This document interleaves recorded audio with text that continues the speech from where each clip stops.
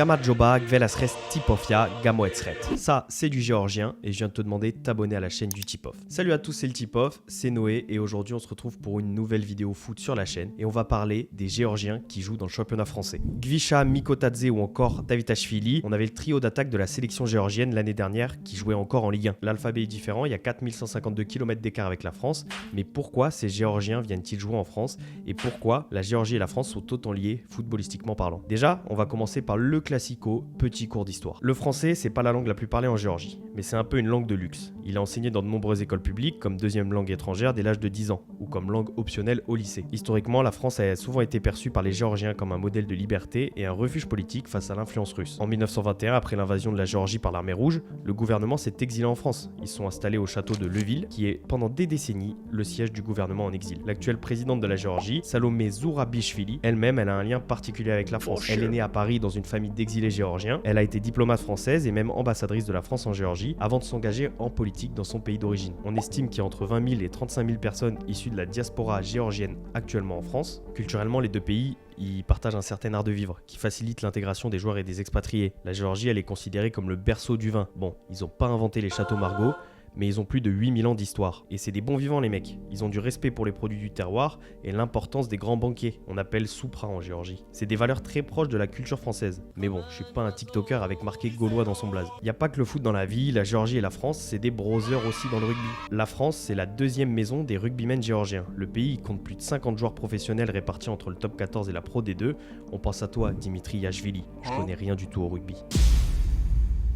Le championnat professionnel géorgien, c'est une compétition qui se joue sur l'année civile, de février à décembre, pour éviter l'hiver rude du Caucase. C'est une ligue resserrée de 10 équipes et les infrastructures elles se modernisent avec plus de 10 milliards d'euros investis pour répondre aux standards du football européen. On va parler du mastodonte du championnat, le Dynamo Tbilissi. À l'époque de l'URSS déjà, c'était l'une des rares équipes capables de briser l'hégémonie des équipes de Moscou et Kiev. Le plus grand exploit reste la victoire en Coupe d'Europe des vainqueurs de coupe en 1981. C'est le seul club géorgien à posséder un trophée européen majeur. Dans les années 70 et 80, la presse internationale, notamment France Football, surnommait le Dynamo Tbilissi les Brésiliens de l'Europe de l'Est pour leur jeu technique, léché et offensif. Avec 19 titres de champion aujourd'hui en Géorgie, le club reste le patron du pays. Son académie, c'est celle qui a formé la majorité des joueurs qui sont aujourd'hui en Ligue 1. Mais pourquoi ces joueurs viennent-ils en France? Voici le peu de joueurs géorgiens qui ont disputé des matchs dans l'élite française, mais sur ces 9, il y en a 5 qui sont quand même très récents et qui ont marqué plus ou moins la Ligue 1. Le pionnier, c'est Giya Gourouli. Pour les moins puristes du championnat, Gourouli, c'est un attaquant rugueux qui a ouvert la voie à ses compatriotes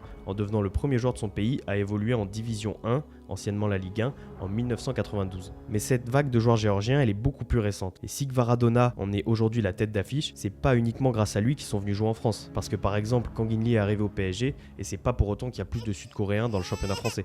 Le club de Metz, il a joué un rôle de pionnier dans cette intégration des Géorgiens, notamment avec Georges Mikotadze ou encore plus récemment Giorgi Tsitaishvili et Giorgi Abouashvili. Cette réussite, elle a créé un lien de confiance. Maintenant, les clubs, ils n'hésitent plus à envoyer des recruteurs à Tbilissi. La France, c'est le pays qui compte le plus de Géorgiens en première division parmi les grands championnats européens à égalité avec le Portugal. Maintenant, on va parler des sélectionneurs. Alain Giresse, l'ancienne légende bordelaise, on pense à vous les Girondins. Il a été sélectionneur de la Géorgie en mars 2004 pour apporter son expérience internationale à une nation en pleine reconstruction après l'ère soviétique. La fédération a souhaité un nom prestigieux du football européen pour franchir un palier et tenter de se qualifier pour le mondial de 2006. Il est remercié malheureusement en juin 2005, faute de résultats suffisants pour la qualification, mais il a récemment souligné qu'il avait participé à la mise en place des bases structurelles, notamment via la création d'académies fédérales qui ont permis de former les talents actuels de la Géorgie. Il a tenté d'insuffler une culture de la possession et une construction de jeu à la française. Mais le sélectionneur actuel, il a transformé la sélection de A à Z. On va bien évidemment parler de Willy Sagnol.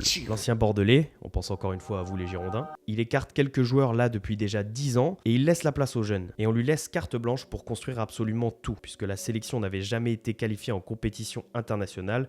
Sa connaissance du football français, elle lui permet de conseiller ses joueurs vers la Ligue 1 et d'orienter les recruteurs vers les meilleurs profils, afin qu'ils progressent beaucoup plus vite qu'en restant dans le championnat géorgien. Et donc il fait le pont entre ces deux pays. Les recruteurs, ce qu'ils apprécient ici chez les jeunes Géorgiens, c'est surtout qu'ils sont formés comme des dribbleurs percutants, donc ils sont très techniques. Et comparé à d'autres marchés européens ou sud-américains, le championnat géorgien il reste abordable. Tu peux recruter de futurs talents à des prix très compétitifs. Il y a une certaine mentale aussi. Certains ont eu des parcours de vie compliqués, ce qui les rend très combatifs sur le terrain, et ce qui est vraiment utile dans un championnat physique comme celui de la Ligue 1. Mais comment le football français est-il perçu en Géorgie? Pour suivre le foot français là-bas, il y a 2 chaînes de télévision qui proposent un package d'environ 5 € par mois. La une des médias sportifs en Géorgie, elle est consacrée au foot français. Là-bas, ça se fait pas la guéguerre pour les droits TV comme en Ligue 1.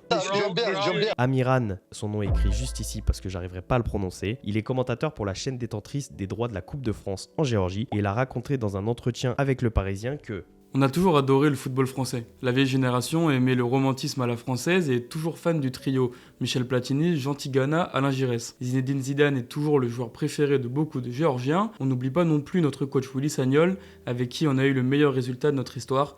Tout cela participe à l'incroyable connexion entre nos deux footballs. Et justement, parlons du meilleur résultat de leur histoire. Leur qualification historique pour l'Euro 2024 et leur parcours héroïque, ça a montré au monde que Willy Sagnol il a transformé une sélection historiquement perçue comme talentueuse mais très indisciplinée en une machine de transition redoutable, capable de rivaliser avec les meilleures nations européennes. On se souvient tous de la victoire 2-0 face au Portugal. L'identité tactique insufflée par Willy Sagnol, c'est défendre comme des adultes, attaquer comme des enfants. Il a instauré un système hybride entre un 5-3-2 en phase défensive et un 3-4-3 ou un 3-5-2 très vertical en phase offensive. Contrairement aux époques précédentes où la Géorgie s'éparpillait un peu sur le terrain, Sagnol il a imposé sa mentalité allemande qu'il a connue avec le Bayern et l'équipe maintenant elle accepte de subir avec parfois moins de 30% de possession. Avec un bloc très compact, les 3 défenseurs centraux ils forment un rempart protégé par un milieu de terrain très travailleur en la personne de la plupart du temps Kochorashvili qui a un grand rôle dans cette équipe. Dès la récupération, le ballon il est projeté vers les deux fers de lance Kvaratskhelia et Mikotadze. Sagnol il laisse une liberté totale à ses attaquants dans les 30 derniers mètres. Il leur donne la consigne de jouer comme quand vous aviez 16 ans. Mamadashvili, le gardien de Liverpool dans les cages, il joue aussi un rôle tactique crucial. Grâce à lui et ses arrêts réflexes, ça permet à l'équipe de rester dans le match même sous une pression intense. Et ça offre la sérénité nécessaire au bloc défensif pour ne pas craquer. Avant Sagnol, le talent individuel, il passait souvent avant le collectif. Il a réussi à gérer les stars sans les placer au-dessus du groupe en leur exigeant un repli défensif exemplaire, comme ce qu'on a pu voir lors de la finale de Ligue des Champions avec ce retour de Kvaratskhelia encouragé par tout le stade. Il a apporté les codes du professionnalisme d'élite avec la nutrition, la préparation mentale et l'analyse vidéo, ce qui manquait avant cruellement à la fédération géorgienne. C'est le sélectionneur au meilleur bilan de l'histoire du pays, avec plus de 45% de victoires. La Fédé, elle lui a laissé le temps de construire après l'échec initial de la qualification à l'Euro 2020. C'est une patience rare dans le football moderne où on vire des coachs après seulement 6 mois de mauvais résultats. La progression de la Géorgie, elle reflète parfaitement cette montée en puissance sous l'ère Sagnol. Depuis son arrivée, ils sont passés de la 89e place au classement FIFA à la 42e. Si malheureusement la Géorgie sera absente à la prochaine Coupe du Monde, cette nation elle nous a quand même fait rêver en 2024 et certains Français, dont moi je l'avoue, on avait pris un peu cette équipe comme des chouchous. C'est une nation qui va continuer de grandir. Tous ceux qui regardent la Ligue 1, ils pourront citer ces Géorgiens sans problème et les nombreux autres qui rejoindront le championnat de France dans les années à venir. Là où les noms en Dze et Shvili vont devenir de plus en plus fréquents pour les fans de foot. Et si l'histoire elle a lié nos deux pays depuis plus d'un siècle, l'histoire des Géorgiens dans le championnat de foot français, elle ne fait que commencer. Si tu as aimé cette vidéo, n'hésite pas à balancer ton meilleur like, à commenter, à partager et n'hésite surtout pas également à nous suivre sur nos réseaux sociaux, Spotify, TikTok et Instagram et on revient très vite sur la chaîne du Tip Off pour une nouvelle vidéo.